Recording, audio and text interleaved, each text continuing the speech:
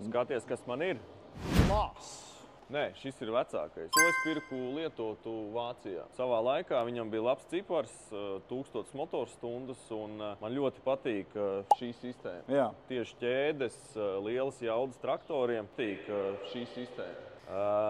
Bet visādi citādi tev gabarīti, mums jābrauc pa Liepājas šoseju ar dubultajiem, tā 4 metri. Cilvēki nesaprot, kas ir lauksaimniecība un kāpēc tur brauc tik liels. Un, tas ir bīstami. Šeit tas nav, plus spiediens uz augsni. Mēs arī veicam pirmo papildu mēslošanu ar šiem traktoriem un tūtām.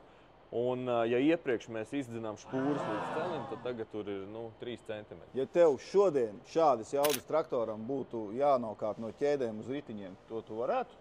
Negribētu, un tāpēc šeit ir klāts. Tāpēc, ka neviens cits tādu, teiksim, komplektu nepiedāvā.